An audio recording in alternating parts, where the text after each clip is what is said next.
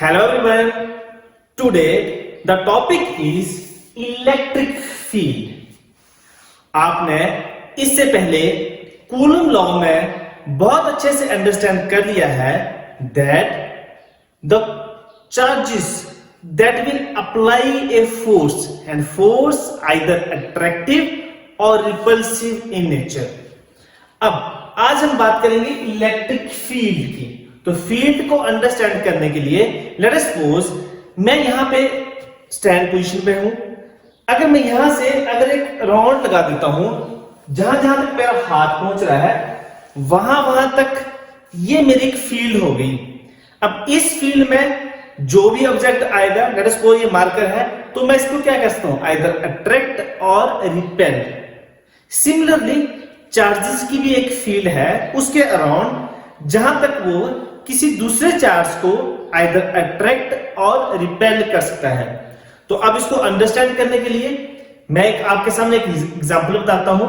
Late us suppose कि हम अपने एक फैमिली मेंबर में बैठते हैं, या फिर हम एक सेंट, एक संत, एक अच्छे टीचर या कोई एक ऐसा अच्छा पर्सन, अगर हम उसके पास बैठेंगे तो आप देखेंगे कि हम एक अच्छा महसूस करेंगे। अच्छा महसूस मीन्स कि वो पर्सन अपने वैसे एक रेडिएशन, एक वेव्स, एक रेडिएशन एमिट कर रहा होगा और वो एक पॉजिटिव फील्ड होगी। एक्चुअली वो हमें दिखाई नहीं देती है, लेकिन हम उसको महसूस कर सकते हैं। सिमिलरली अगर यही सिचुएशन मैं आपको किसी थीफ के आगे लेके चले जाऊं या किसी ऐसे पर्सन जो अच्छे काम नहीं करते हैं, तो आपको एक डर जैसा महसूस होगा। डर मीन्स वो नेगेटिव फील्ड दे रहा होगा या आप में से पॉजिटिव रेडिएशन निकाल रहा होगा, जिससे कि आपको डर जैसा लगेगा।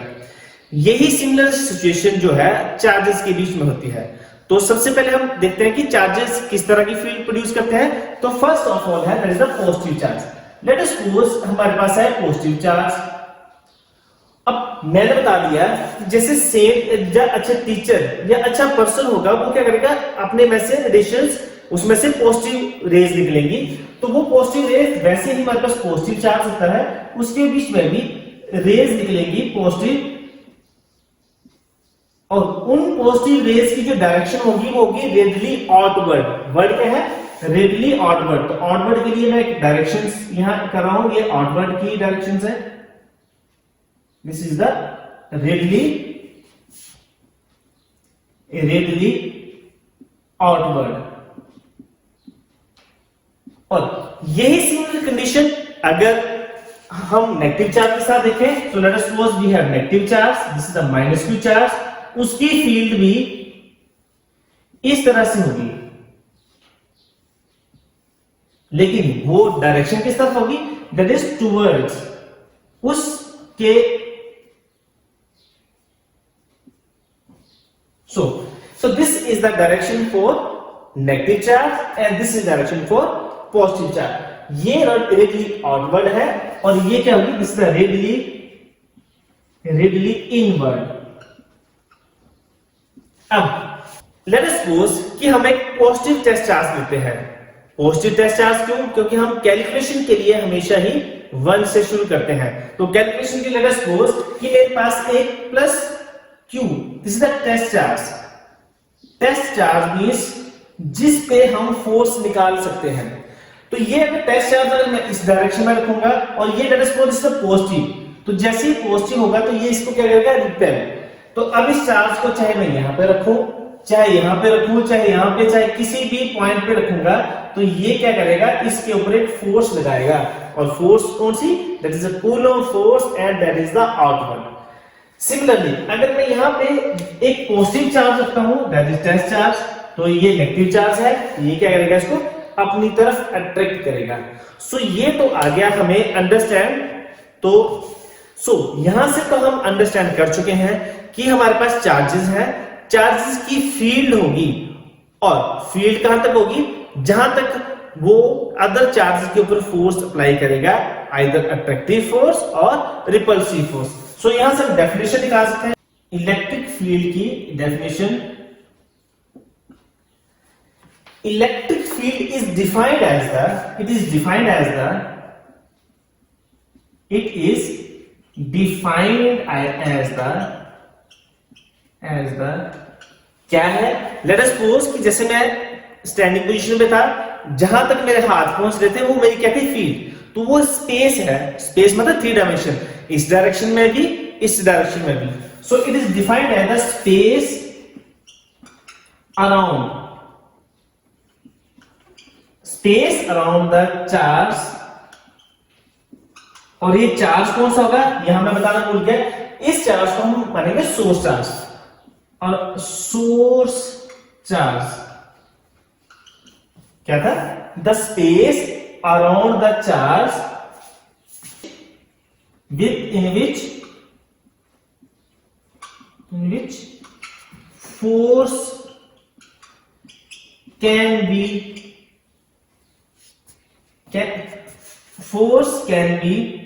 felt by other charges। और ये फोर्स कौन सी हो सकती है? आइदर अट्रैक्टिव और रिपल्सिव। सो ये डेफिनेशन है, this is the definition of electric field. जो अब इसके नेक्स्ट आता है इलेक्ट्रिक फील्ड, तो आपने अंडरस्टैंड कर लिया है कि वो स्पेस होगा उस चार्ज के अराउंड, जिसके अराउंड हम किसी दूसरे चार्ज के ऊपर फोर्स निकालेंगे।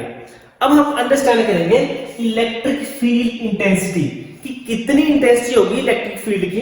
तो इसको कंसीडर करने के लिए सबसे पहले हमें दो चीजें को अंडरस्टैंड करना होगा। वो दो चीजें कौन कौन सी है? First, that is the source charge. First is the source charge.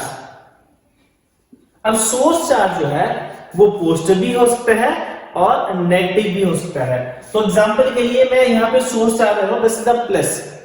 अब जो दूसरा चार्ज आएगा that is the small, that is very small, that is called test charge. ये टेस्ट चार्ज वो चार्ज है जिस पे हम इलेक्ट्रिक फील्ड इंटेंसिटी निकालेंगे। सो आप इस सोर्स चार्ज को आप एक जंगल का शेर मान सकते हैं, और ये छोटा सा जो चार्ज है that is the test charge, इसको हम आप एक रैबिट मान सकते हैं। अब छोटा चार्ज इस बड़े चार्ज को देखेगा तो इससे दूर भाग जाएगा, दैट मींस ये इस पे एक फोर्स अप्लाई करेगा। कब तक? जब तक इसकी फील्ड के बीच में, इसकी फील्ड के बीच में आया तो ये इसको क्या करेगा? एक फोर्स अप्लाई करेगा। सो ये तो हो गई हमारे पास दो बातें, एक है सोर्स चार्ज की, एक है टेस्ट चार्ज की। Source charge is a very bigger charge and test charge that is unit 1, that is the positive charge. तो अब हम बात करेंगे इलेक्ट्रिक फील्ड इंटेंसिटी की।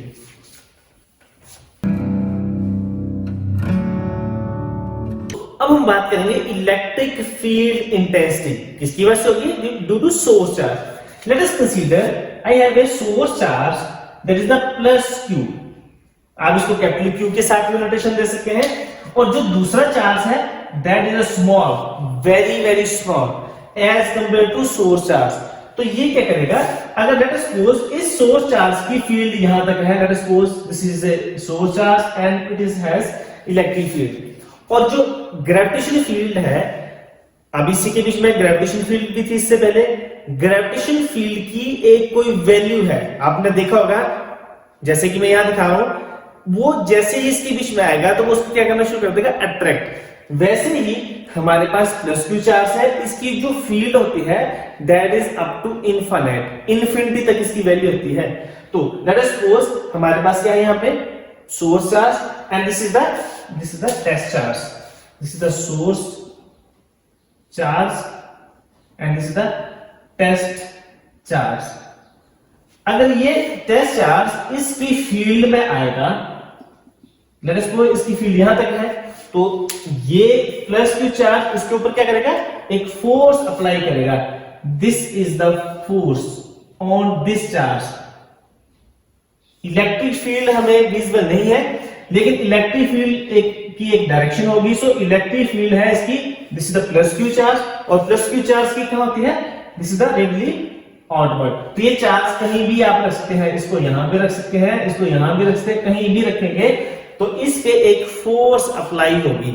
अब इसके साथ ही हम इसको डेफिनेशन करेंगे। सो डेफिनेशन बहुत इजी है। अब से जो भी हम डेफिनेशन करेंगे वो पहले सिंबॉलिक फॉर्म में देखेंगे, फिर उसके बाद उसकी डेफिनेशन हम एक थ्योरी फॉर्म में एक लैंग्वेज की फॉर्म में लिखेंगे जिससे आपको लर्न करना बहुत ही इजी हो जाएगा। सो अब हम बात करेंगे इलेक्ट्रिक फील्ड। इलेक्ट्रिक फील्ड क्या अप्लाई करेंगे? फोर्स किसके ऊपर अप्लाई करेंगे? This is the test charge Q naught. Let us suppose this charge is the Q naught. So अब हम हमारे पास एक इक्वेशन बन गई है और इस इक्वेशन को अब हम बहुत ही इजी से इसकी डेफिनेशन भी लिख सकते हैं। What is the electric field intensity? अब कैसे लिखेंगे? Electric field intensity is equal को हम क्या बोलेंगे? Is defined as the electric field intensity is defined as the force experienced किसके ऊपर हो रही है? पर यूनिट टेस्ट चार्ज। तो यहां से हम इलेक्ट्रिक फील्ड की डेफिनेशन बहुत ही अच्छे से लर्न कर सकते हैं। So this is the electric field intensity definition. Second जो इसकी है, फर्स्ट टर्म क्या है? That is it is a vector quantity. Vector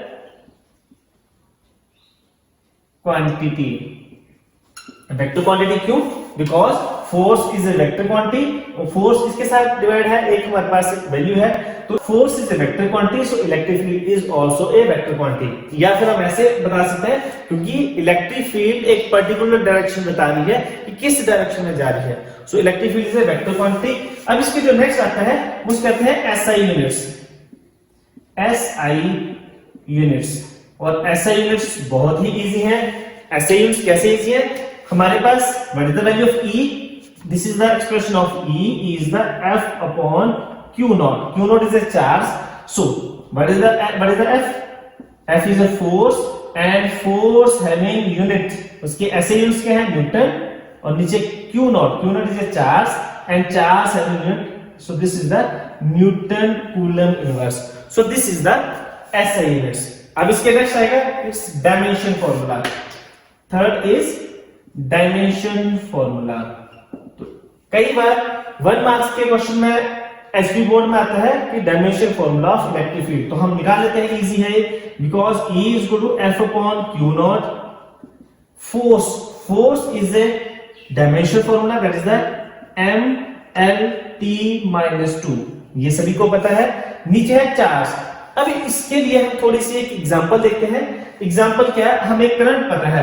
current कहता है this is the charge per unit time. So Q की वैल्यू कितनी आएगी? Q is equal to I into T. Because जो चार्ज है वो हमारे पास कोई फंडामेंटल क्वांटिटी बिकॉज जो चार्ज है वो हमारे पास फंडामेंटल फिजिकल क्वांटिटी नहीं है, तो फंडामेंटल फिजिकल क्वांटिटी कौन कौन सी है? That is current and time. So current का जो SI यूनिट्स है वो कितने होते हैं? Yes, that is ampere. और टाइम कितने होते हैं? सेकंड को हम किस में करेंगे? इसमें यहां लिख देते हैं। सो it is the I into T. So MLT minus 2 upon I having unit ampere and T is equal to T. तो जब इसको हम ऊपर लेके जाएंगे तो ये हमारे पास क्या वैल्यू देगी? MLT। T जो ऊपर जाएगा तो इनवर्स तो क्या बनेगा? -3 and A inverse. So this is the dimension formula of किसका? Electric field.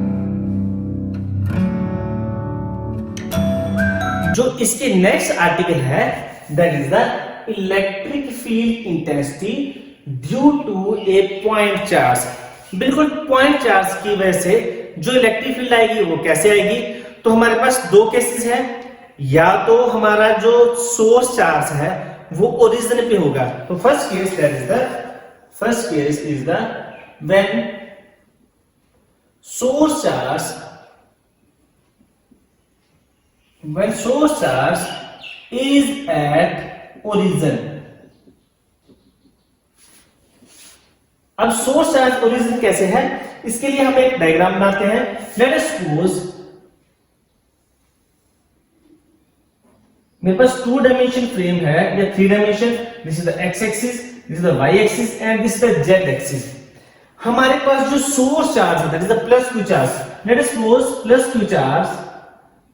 Q charge that is at, कहां पे है वो? ओरिजिन पे। ये प्लस Q चार्ज है तो प्लस Q चार्ज की जो फोर्स होगी, इलेक्ट्रिक फील्ड होगी, वो किस डायरेक्शन में होगी? वो इसकी रेडियली आउटवर्ड। इसकी इलेक्ट्रिक फील्ड में अगर हम चार्ज रख देते हैं तो वो क्या करेगा, आइदर अट्रैक्ट और रिपेल। तो ये प्लस क्यू चार्ज है। Let us suppose make test charge, this is the test charge and test charge is the Q naught and that is always positive. तो जैसे ही रखा तो यहां से लेकर यहां तक का जो distance, that distance is the R vector. So यहां से लेकर इसका यूनिट क्या बनाएगा, this is the R cap. ये प्लस क्यू चार्ज इसके ऊपर एक फोर्स अप्लाई करेगा and that force is radially outward. Let us suppose this is at point P। तो हमारे पास चार्ज कहां पे आ गया, source charge at origin and test charge is at point P। So what is the value of force. अब इसके बाद जितने भी आर्टिकल्स आएंगे, अगर आपको कूलम लॉ के आर्टिकल अच्छे से आ जाएंगे तो दैट मींस आप ये भी निकाल सकते हैं। फर्स्ट ऑफ ऑल पहले हम निकालते हैं what is the according to Coulomb's law, according to Coulomb's law what is the Coulomb law, F vector is equal to 1/4 pi epsilon naught. वहां पे आता था Q1 क्योंकि मैं चार्जेस को किस नोटेशन में लिखा था, Q1 एंड Q2, लेकिन यहाँ पे चार्ज क्या है, प्लस Q, Q एंड दूसरा चार्ज कौन सा, this is the Q naught. और इन दोनों के बीच में distance and that distance is the R magnitude का स्क्वायर और इसकी जो डायरेक्शन है that direction is the R cap. लेकिन हम आर्टिकल क्या निकाले हैं, electric field intensity due to a point charge when source charge is at origin. So according to what is the definition of electric field, electric field is definition of electric field. What is the definition of electric field? E is equal to F upon Q naught. So what is the value of F? 1/4 pi epsilon naught Q naught upon R square into R cap and 1/Q naught. So Q naught से Q naught cancel. So what is the value of electric field? 1/4 pi epsilon naught Q upon R square into R cap. So this is the electric field intensity due to a point charge. अब इसके next है इसका magnitude. So what is the magnitude? That is in magnitude E magnitude में vector नहीं रहता है, so this is equal to E। So E का magnitude which is equal to 1/4 pi epsilon naught जो इसकी वैल्यू है। Next Q upon R square. अगर आप यहां पे देखेंगे तो ये electric field that is depend upon two factor, that is electric field depends upon, किस चीज पे डिपेंड कर रही है, फर्स्ट फैक्टर इज, आप यहां पर देखिए that is the Q and Q is that is the value of source charge. So is directly proportional to magnitude of source charge. तो फर्स्ट किस पे डिपेंड करेंगे, सोर्स चार्ज के मैग्नीट्यूड के ऊपर। And next that is the second point. और आप यहां से देखेंगे E बाकी सारे टर्म्स में क्या है, constant term. So it is depends या फिर it is inversely, that is the inversely proportional to किसके ऊपर, square of distance between them.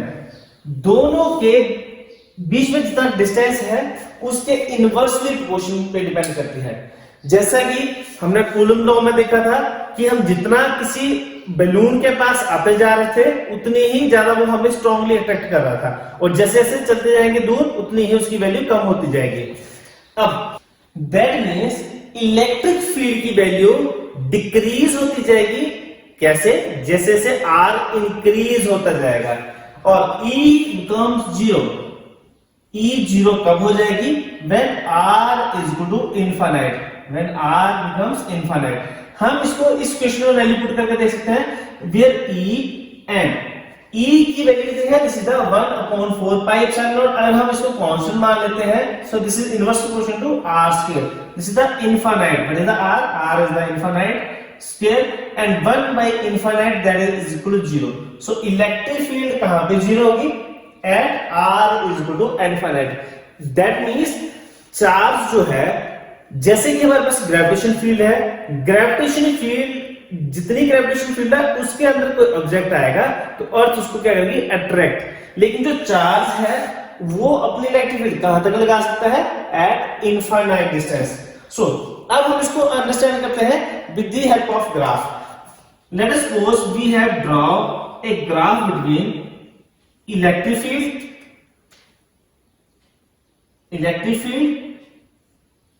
And second is the R square. तो इलेक्ट्रिक फील्ड कहां पे, इलेक्ट्रिक फील्ड की वैल्यू 0 कहां पे है? That is the infinite, sorry. So जब r 0 होगा, if r is equal to 0, what is the value? r is equal to 0, so E is equal to, बाकी साइड टर्म में कांस्टेंट है, this is the 1 by 0 and 1 by 0 is the infinite, means इसकी value infinite होगी। लेकिन जैसे जैसे r increase होता जाएगा, r increase, so 1 by, let us suppose this is the 1 by 1, so जो इसका आएगा that is the 1, एग्जांपल के तौर पर let us suppose अब मैं इसकी वैल्यू 2 पुट कर देता हूं, so this is the 1 by 2 square and 1 by 2 square कितनी आ जाएगी? that is the 1 by 4 और 1 by 4 कितनी वैल्यू आती है? that is the 0.25, मतलब पहले 1 थी फिर कितनी आएगी? 0.25। इस तरीके से इसकी वैल्यू डिक्रीज होना शुरू हो जाएगी इलेक्ट्रिक फील्ड की, और ये इनफाइनाइट, अगर इसको हम प्लॉट करते हैं तो ये हमारे पास इस तरीके से कर्व बनेगी। इलेक्ट्रिक फील्ड जब r इनफाइनाइट हो जाएगा तो electric field becomes 0।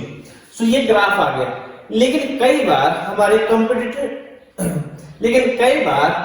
Competitive exam में ये ग्राफ की वैल्यू ही चेंज कर देते हैं, और ये आपने भी सीखना है साथ साथ में ही कि लेट्स सपोज कि यही ग्राफ अगर अब हम ये ग्राफ इलेक्ट्रिक फील्ड को इस तरफ रखते हैं जैसे इलेक्ट्रिक फील्ड थी, और दूसरी तरफ हम इसका 1 by r स्क्वायर कर लेते हैं, तो ये काम अब आपने घर में खुद अंडरस्टैंड करना है कि ये कैसे बना। तो ये जो इसके लिए जो ग्राफ आएगा that is in the straight line.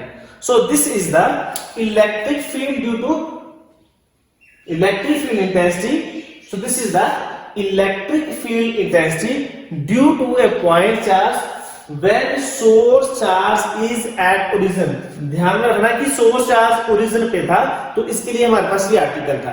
अब इसकी जो नेक्स्ट आएगा उसके लिए आएगा source charge is away from. इससे पहले जो आर्टिकल था वो क्या था? Electric field intensity due to a point charge, क्योंकि ये चैप्टर था इलेक्ट्रोस्टैटिक और उसमें हम पॉइंट चार्ज ही कंसीडर करेंगे। फर्स्ट केस था when source charge is at origin and next is the when source charge is away from origin। अब इसको कैसे करते हैं? ये हमारे पास आ गया 2 dimension frame। let us suppose this is x axis and this is the y axis। so अब हम away from origin की बात कर रहे हैं। let us suppose ये था हमारा origin, हम सोर्स चार्ज को कहीं भी प्लेस कर देते हैं। लेट अस सपोज मैंने किसी पॉइंट पे यहाँ पे, let us suppose this is point A, मैंने ए पॉइंट पे चार्ज कौन सा था? जो हमारा सोर्स चार्ज था, सोर्स चार्ज को मैंने कहां प्लेस कर दिया है? At point A. तो अब इसकी वजह से हम इलेक्ट्रिक फील्ड कहां पे निकालेंगे? At test charge. तो हमें एक टेस्ट चार्ज लेना पड़ेगा, तो टेस्ट चार्ज हम कहीं भी ले सकते हैं, यहां पे भी ले सकते हैं, यहां पे कहीं भी। हम कंसीडर करते हैं कि मैं यहां पे let us suppose this is point P, P point पे मैं कौन सा चार्ज रख देता हूं? That is the test charge, and test charge को मैं क्या कंसीडर करता हूं? That is the Q naught. अब हम क्या करते हैं? इस ओरिजिन से इस पॉइंट को हम मिला देते हैं, तो हमें पता है कि जो किसी पॉइंट को डिनोट करता है उसको हम क्या बोलते हैं? That is the position vector. That is its notation is r1 vector, position vector. So origin से लेकर हमारा सोर्स चार्ज की वैल्यू आएगी that is the r1। Similarly हमारे पास दूसरा कौन सा था? That is the test charge, और टेस्ट चार्ज के लिए कितनी आएगी? This is the r2। अब हमें यहां से हमें पता है कि ये वाला चार्ज है सोर्स चार्ज, तो सोर्स चार्ज इसके ऊपर एक फोर्स लगाएगा, और इस फोर्स को हम एफ ऑफ पी ए भी बोल सकते हैं, क्योंकि पी पे लग रही है, किसकी वजह से? पी पे, किसकी वजह से लग रही है? ए पे। So this is the force on किस पे? टेस्ट चार्ज पे, क्योंकि हमें निकालनी है इलेक्ट्रिक फील्ड। और इलेक्ट्रिक फील्ड की डेफिनेशन क्या है? Electric field is defined as the force per unit test charge. तो सबसे पहले हम फोर्स निकालेंगे, देन आफ्टर हम निकालेंगे इलेक्ट्रिक फील्ड। अब ये वाला हमें यहां पता कि हमें इसके लिए एक यूनिट वेक्टर लगाना पड़ेगा, तो यूनिट वेक्टर का नाम ले देते हैं आर कैप। कहां से कहां के लिए जा रहे हैं हम? ए से पी की तरफ, जो हमने कूलम लॉ में हमने अच्छे से अंडरस्टैंड कर लिया हुआ है। तो अब इसके नेक्स्ट क्या है? अब हम इसके नेक्स्ट करते हैं, हम वैल्यू लिखेंगे इसकी एफ ऑफ पी ए की। So according to Coulomb's law, according to Coulomb's law, Coulomb law क्या बोलता है? F is equal to 1/4 pi epsilon naught. आगे Q1 Q2 upon R square. तो ये Q1 जो था वो क्या आ गया हमारे पास Q, और जो Q2 था उसकी वैल्यू कितनी आएगी? Q naught upon distance. अब डिस्टेंस क्या है? यहां से लेकर यहां तक का डिस्टेंस कितना? That is the AP। वैसे तो हम इसको वेक्टर बोलेंगे क्योंकि AP एक वेक्टर है, लेकिन हम इसको मैग्नीट्यूड में लिख देते हैं। तो ये इसकी क्या है? किसकी मैग्नीट्यूड में इसकी वैल्यू। अब क्योंकि ये फोर्स कौन सी फोर्स है? ई पे लग रही है, किसी वजह से ए मतलब लग रही है टेस्ट चार्ज पे, किसकी वजह से? सोर्स चार्ज की वजह से। तो ये एक वेक्टर क्वांटिटी है, तो इसके साथ इसका यूनिट वेक्टर आएगा। और मैंने कूलम लॉ के आर्टिकल में आपको क्या बताया था? जिस डायरेक्शन में फोर्स होगी उसी डायरेक्शन का हम क्या लेते हैं? Unit vector. तो यूनिट वेक्टर कौन सा आएगा? R cap A P. तो अब हमने लास्ट आर्टिकल में देख लिया था कूलम लॉ में ही कि हमें ये वाली वैल्यू निकालनी पड़ती थी। तो ये वैल्यू क्या है? This is the AP. तो हम यहां कौन सा लॉ लगाएंगे? According to triangle law of vector addition. तो अगर हम यहां पे देखेंगे तो ये वाला वेक्टर कौन सा था? दिस इज R1, और ये वाला वेक्टर कौन सा था? This is the AP vector. और ये जो थर्ड वेक्टर था, थर्ड वेक्टर की क्या था? That is the R2 vector. तो अकॉर्डिंग टू ट्रायंगल लॉ ये दो वेक्टर सेम डायरेक्शन में है and this is in opposite direction. तो ये हमारे पास क्या आ गया? R1 plus AP vector is equal to R2 vector. ये दो वेक्टर थर्ड वेक्टर के बराबर। सो AP वेक्टर की वैल्यू कितनी आएगी? R2 minus R1। That means AP is equal to AP vector is equal to R2 minus R1 vector. लेकिन हमें निकालना क्या है? That is the AP magnitude. So AP magnitude is equal to R2 minus R1 magnitude. तो ये हमारे पास आ गई AP। लेकिन हमें यहाँ पे R कैप AP की वैल्यू निकालनी है। हमें ऐसे पता है, हमें इससे पहले ही ये नोन है कि जो वेक्टर है, वेक्टर किसके इक्वल होता है? उसके मैग्नीट्यूड और साथ में उसकी डायरेक्शन। तो हमारे पास हमने मैग्नीट्यूड तो निकाल लिया, बस इसकी डायरेक्शन की वैल्यू कैसे निकालेंगे? तो AP क्या था? AP is a vector and vector having magnitude and direction. तो AP की जो डायरेक्शन है that is direction is the R cap AP। So R cap AP किसके बराबर आ जाएगा? R cap AP। R cap AP यहां रख देते हैं, तो this is equal to AP vector ऊपर और ये क्रॉस मल्टीप्लिकेशन से नीचे। So this is the AP magnitude. So AP vector कितना है? AP वेक्टर ये हमारे पास है। So AP vector is equal to R2 minus R1 vector and magnitude कितना है? Magnitude R2 minus R1 magnitude. आपने ब्रैकेट्स और इसका ध्यान रखना है स्पेशली यहाँ पे। तो ये सारी वैल्यू जो थी, जो हमने ये निकाली थी किसकी? AP मैग्नीट्यूड एक ये, और R कैप AP, ये सारी वैल्यू हम यहाँ पुट कर देते हैं। सॉरी यहाँ मैं गलती कर गया था, that is the R square, क्योंकि यहाँ पे स्क्वायर वैल्यू आती थी। तो अब हम वैल्यू पुट करते हैं इक्वेशन स्टार में। सो F of AP is equal to 1/4 pi epsilon naught. 1/4 pi epsilon naught ऊपर था Q into Q naught, Q into Q naught नीचे। What is the value of AP magnitude? Magnitude is equal to R2 minus R1 का square. और R cap AP and R cap AP is equal to R2 minus R1 upon R2 minus R1 magnitude. जब इसकी value लिख लेंगे सो FAP is equal to 1/4 pi epsilon naught Q naught upon, यहां पे दोनों club हो जाएंगे तो आएगा R2 minus R1 vector magnitude square और एक सिंपल क्या बनेगा क्यूब, और यहां पे कितना आ जाएगा, this is the R2 minus R1 vector. So this is the value of force. लेकिन हमें निकालनी क्या है, वैल्यू निकालनी है electric field. So electric field क्या होता है, electric field is defined as the force per unit test charge. So definition, from definition is equal to electric field is equal to force per unit test charge। यहां पे force कौन सी थी, this is the PA, तो electric field कौन सी निकलेगी, PA। So electric field is equal to, अगर इसको PA लिखना चाहे तो लिख सकते हैं, तो सिंपली इसको ऐसे भी छोड़ सकते हैं। So what is the value F of PA, 1/4 pi epsilon naught Q naught upon R2 minus R1 magnitude का whole cube into R2 minus R1, साथ में जाएगा 1/Q naught, so 1/Q naught multiplication, Q naught से Q naught cancel out, so EPA is equal to 1/4 pi epsilon naught Q upon R2 minus R1, ये vector का आप special ध्यान रखें। So this is the R2 minus R1, तो ये जो है this is the electric field due to point charge when source charge is away from origin. तो ये जो आर्टिकल है ये सेम टू सेम हमारा Coulomb's law in position vector same इसी की तरह है। तो इससे पहले वाला जो आर्टिकल था वो था electric field due to point charge when source charge is at origin, और वो जो आर्टिकल है वो same to same Coulomb law की वेक्टर फॉर्म की तरह है। तो ये हम इजीली, इससे पहले अगर आपको कूलम लॉ अच्छे से आता होगा तो इलेक्ट्रिक फील्ड आपको बहुत ही इजी लगेगा।